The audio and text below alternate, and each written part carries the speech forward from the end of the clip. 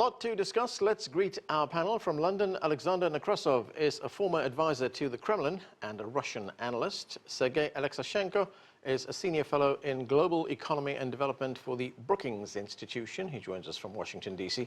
And in our studio, the senior advisor at the Atlantic Council, Harlan Ullman.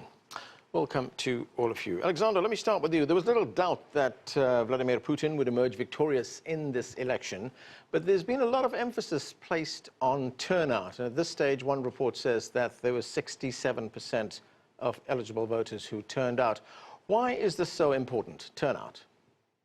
Well, usually the turnout it sort of shows how people, whether are interested in politics or not, whether they support the candidates or not. And if you look at the turnout in most Western countries, usually it's about 30%. Well, maybe a bit over, but very low, because the apathy in the West in politics is high.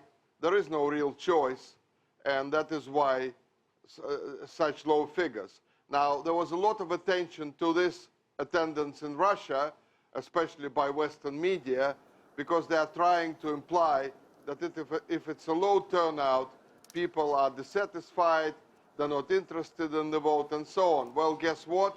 The turnout is very substantial. Technically, it's not yet counted, all of it, so it's probably closer to 70%. Sergey, the most serious challenger to Mr. Putin was Alexei Navalny. He was disqualified from taking part in this election because of a conviction he received for embezzlement. The other candidates that we saw in this election didn't pose much of a challenge to President Putin. Why is this resounding mandate so important for Russia and for Mr. Putin? Mr. Putin believes he is a messiah for Russia, and only he knows the real path Russia should go. He believes that today Russia, maybe in recent years, Russia is in a very difficult situation, being under aggressive attack from the West, from consolidated West, that would like to split country, to remove Mr. Putin out of power, to grab Russian resources, and he needs to defend it. And he believed that the popular support may extend his power, and that all he does is for the good of Russia. And if we talk about turnout, just before I came to this studio, I got the most recent analysis of Russian mathematicians who say approximately 10 million votes have been added to the Mr. Putin's result. So it's nothing new we have. You see, if you have an authoritarian regime, the results of elections means nothing. And the basic idea of Kremlin was to remove the only one candidate who could create some intrigue in these elections, Alexei Navalny. So the result was very predictable and nothing strange happened. Harlan, what's the view from the United States? The relationship with Russia appears to be a little bit complex. You know, we've heard the president here, President Putin, express his admiration for the Russian leader, but he just slapped sanctions on Russia as well. So how will this election be viewed? Well, it'll be viewed that Putin got his way. You have to realize the one thing that Congress is agreed upon is that Russia is an enemy.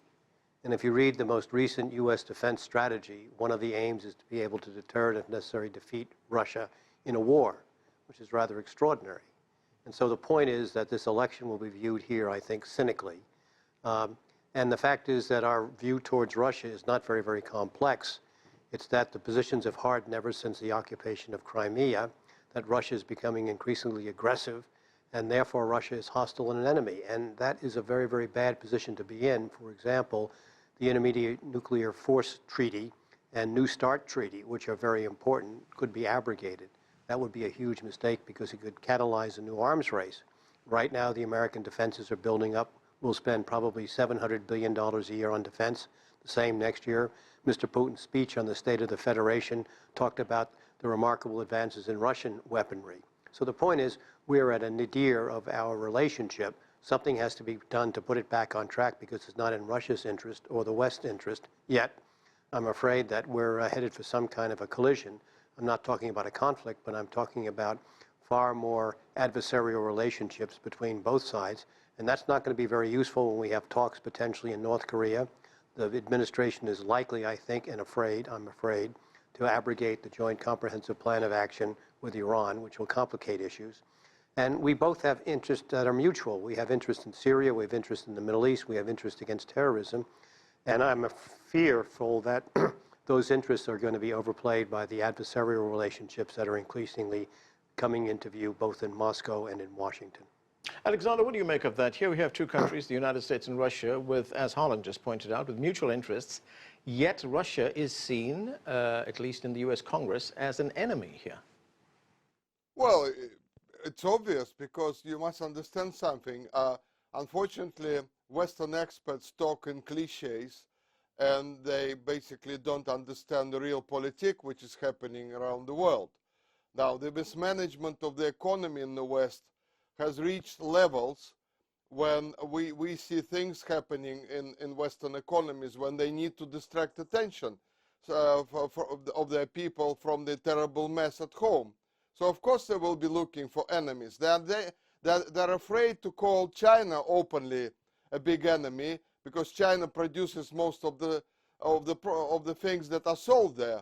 But Russia is an easy target for them, and that is why they're bashing Russia.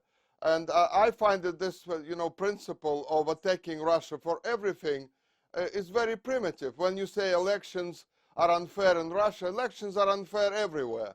In Britain, for example, you don't even need to produce an ID to show who you are when you vote. Excuse me, that is called fake elections. In France, we had a nobody coming out of nowhere with no party and winning overwhelmingly last year, which was a farce. In Netherlands, it was a farce. In Germany, it was a farce.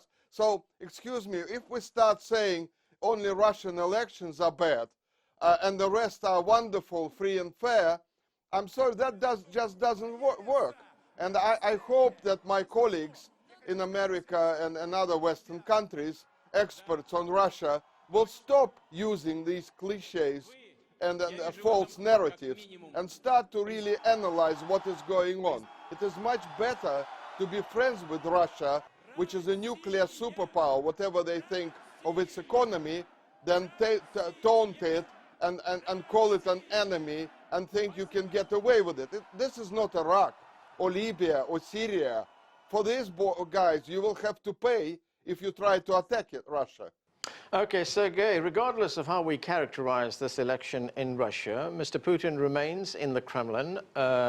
What are the major challenges that he is going to face? Of course, the main challenge for Mr. Putin is economy, because it is in a poor shape. In the last 10 years, the average growth rate of the Russian economy was below 1%, and in recent 3 years, in fact, it's stagnant and in small decline. Living standards of Russian people are declining. Economy has lost its momentum, and all the growth in the last year was related to the growth of export of commodities. Of course, it is very difficult to explain for the Russian people why economy is doing so bad when oil prices are rather comfortable and nothing serious, and the global economy is growing twice as fast as Russian economy. In the medium run, I think that in all his 6 years term, once again in the economy there will be a demographic problem, because Russian labor force will decline approximately 1% per year, and Putin demonstrated it in his State of Union address in the 1st of March. He knows it's rather well, and on the other hand, the number of pensioners will grow. That will create additional pressure on the fiscal system. So the non-growing economy and increasing pension burden will create pressure on the budget, no additional revenues, and oil production sooner will reach peak in 2 or 3 years and will go to decline. And what to do, and that's why I think the economy is definitely the most serious problem for him. Okay, let's bring in another guest now. Paul Hockenos joins us from Berlin. He's an author and freelance writer. Paul, thanks for joining us. For European leaders, especially for, let's say, someone like Angela Merkel of Germany, Putin is a known quantity. He's been in power for a very long time. But relations with Europe have not been good either. So can you see European countries use this election as some kind of turning point to reset relations? I honestly don't think so. I think it really looks like it's going to be more of the same at least until Putin's out of office. There were elections in Germany about 6 months ago, and there was next to no discussion about Russia in those elections. Now there's a grand coalition here in Berlin made up of Social Democrats and the Christian Democrats. It was the same government as before. So, I mean, this was the government that dealt with and brokered the Ukraine crisis. It was the government that put sanctions in place on Ukraine. Nevertheless, even within the government, and particularly the Social Democrats, there are differing opinions on Russia, in particular whether those sanctions should stay in place or not. So far, it looks like they will, but I think that's one of the things to look at. Others are, of course, there is now a far right-wing party in the German parliament. It's called the Alternative for Germany, the AfD, and they tend to heroize Putin, as many of the other far-right countries or strongmen in Central Europe are doing. So in terms of the fake news and the way that Russia has been kind of impacting the political culture and the political scene in Germany, as in elsewhere in Europe, of course, the United States, that's also a main concern. Harlan, of course, there is a very negative opinion of Vladimir Putin in the West. He's often been called an autocrat. He did an interview recently with an American network in which he defended his position. Let's have a look at part of that interview. I never changed the Constitution. I did not do it to suit myself, and I have no such plans to do so today. So that's President Putin defending himself there. What do you think is driving this extremely negative view? Well, first of all, I think that Mr. Putin has an issue with the United States beginning in 2001 when George W. Bush abrogated the anti-ballistic missile treaty. This culminated in 2011 with the intervention in Libya. And I think at that stage, Mr. Putin realized that the United States was not only untrustworthy, but it was dangerous. And you see a hardening of Russian positions. In many ways, it's almost too easy for Mr. Putin with his active measures taking on the West, because quite frankly, our responses to Putin have been very unimaginative and ineffective. If I had to make a bet, I would say within the next couple of weeks, you will see a series of news articles that allege that Robert Mueller, the special counsel, is closing in on Donald Trump. And a lot of this is going to come from the Internet Research Agency in St. Petersburg, news to try to get Mr. Trump to fire Robert Mueller. And the reason is that Mr. Putin wants to create and disrupt chaos, cause chaos in the United States, which could easily happen because it's to his advantage. The one thing that the West should do would be to say to Mr. Putin, in terms of actions and deeds, that we understand what's happening and we have to be very, very, very clever. We have not been. For example, in NATO, we've taken traditional steps of increasing our presence on a marginal basis, using strong rhetoric, sanctions, and increasing our training exercises, which really has had very little effect. There are other ways that we can play mind games with Mr. Putin to encourage him that it's not necessarily good for him in Russia to stay on this current course. But so far, the West has not shown any indication of being smart. And for this stage, Mr. Putin continues to play a very weak hand exceedingly well, and I do not see that changing unless or until the West understands what needs to be done and acts in a more sensible, I think, and analytical and strategic way to take on Russia, not in a sense of a combat or in a sense of a direct conflict, but convincing Mr. Putin that this is not a path that he wants to stay on. And there are ways that we can do that politically. We can do it through propaganda. We can do it through other means that we have not yet decided to undertake. Alexander, what do you make of that? As Harlan Ullman tells us, the deterioration in relations started when President George W. Bush abandoned the anti-ballistic missile treaty. But some say it started even before that, when there was a realization that the West, NATO in particular, had actually broken a promise not to expand eastwards and then did. Well, the Cold War never really went away because the NATO never disbanded, unlike the Warsaw Pact. And there was always a simmering Cold War. The distrust happened in the 90s when the Western banks started to pillage Russia and using those oligarchs to take out trillions of dollars. And by the way, one of the problems that Russia has still is that this money is coming out of the country. Now, I find it remarkable that experts in the West and governments accuse Russia of cyber wars and hacking and so on, when their intelligence services are doing exactly the same. And, you know, when I listen to somebody say, well, Russia is, you know, conducting these operations, excuse me, and the CIA and MI6 and so on, they're doing nothing, you think. They have bigger budgets than the Russian intelligence service. So please, don't take us for idiots and think that Russia is waging some sort of a electronic war against the world, and the world just watches in awe what is going on. I think the distrust started to happen seriously when America and Britain invaded Iraq, destroyed it, then this spread to the whole of the Middle East, then they destroyed Libya. That's when the trust completely collapsed. And when they crossed the line in Ukraine and organized a coup against a legitimate regime, and then started screaming, oh, you took Crimea, oh, you invaded East Ukraine, which is, by the way, hypocrisy of the most disgusting way. Now, that's when that was the end. Nobody trusts the West anymore. Nobody trusts their so-called advice. Nobody listens to these consultancies and so on. And as for the economy, I love to hear those, you know, GDP growing this, falling this, and so on. GDP, friends, means nothing. You can have a 3.5, a 4% GDP, and 1,000 top people will become richer, and millions downstairs will not become, and not even see this GDP. So let's quit, you know, quoting those statistics, which are meaningless. The impact of the economy has to be spread across the, look at China. Now that's where I can see the economy working, because hundreds of millions of people have improved their lives. But in America, in Britain, in France, in Germany, this division between the top 1% and the rest is becoming huge. So let's be realistic and stop this fantasizing. Sergey, when we look at public opinion in... Paul, go ahead. You want to say something? Yeah, I did want to say something. I mean,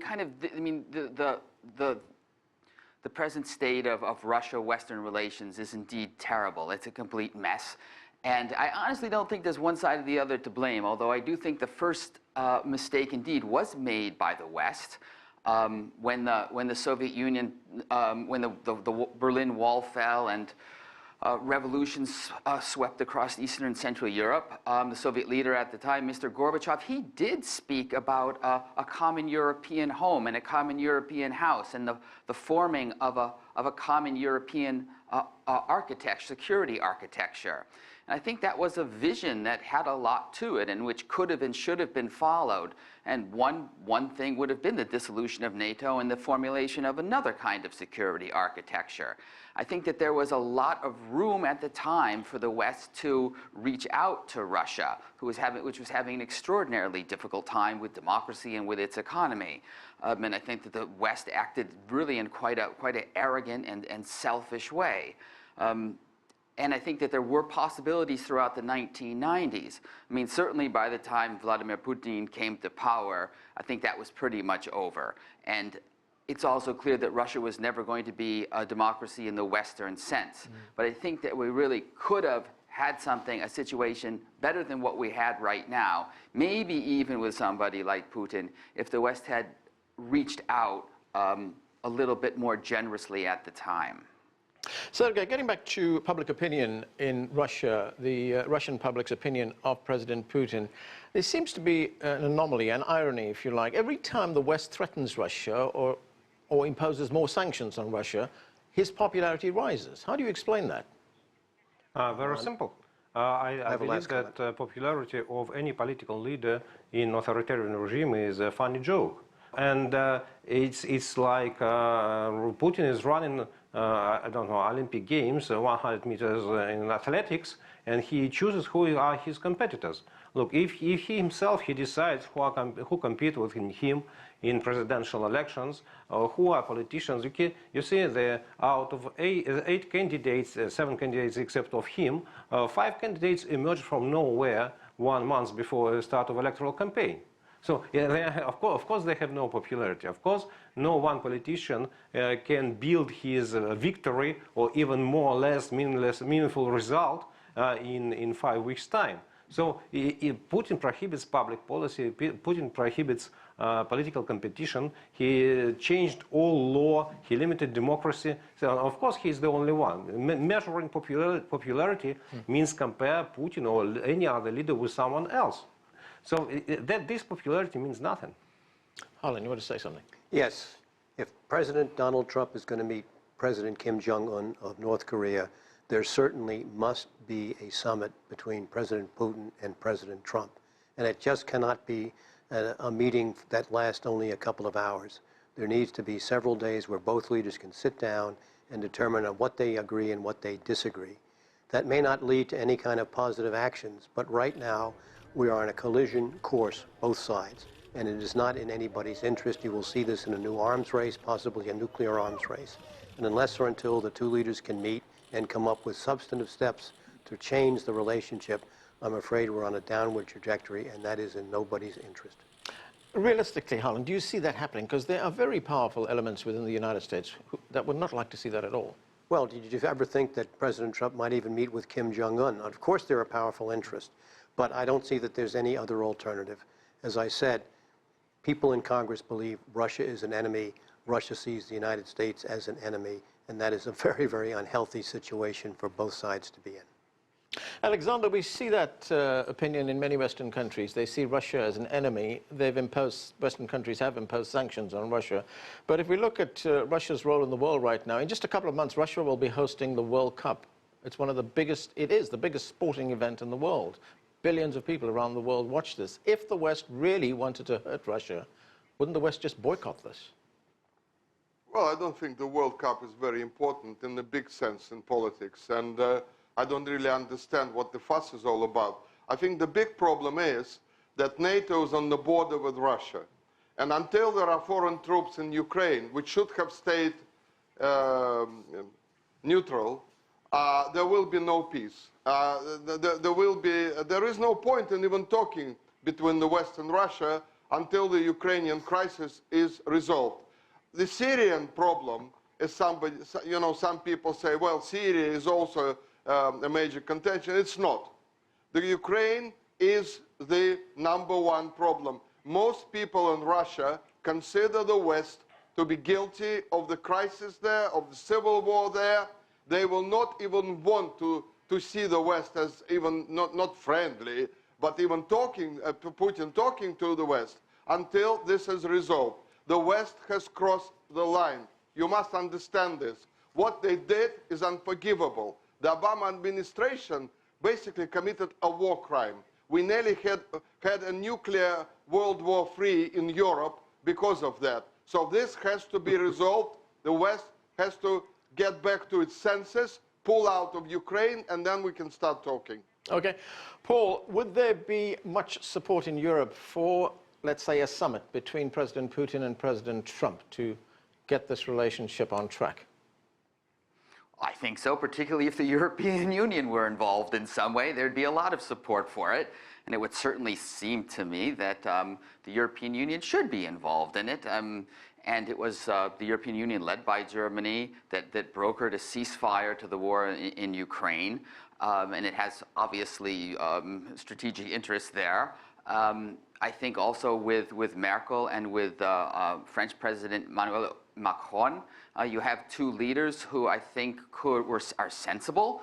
Merkel's dealt with Putin a number of times, and it is well known that Putin respects Merkel above all other leaders. I don't know about Macron because he's relatively freshly in power, but I think that it can never hurt to talk, that's for sure, and there's obviously enough to talk about. So sure, a summit, maybe one based in Berlin.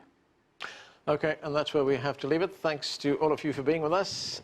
That is it for this edition of The Heat, but the conversation continues online. Join us on CGTN America's Facebook page to comment on this or any other show, or chat with us on Twitter at CGTN America. I'm Anand Naidu in Washington, D.C.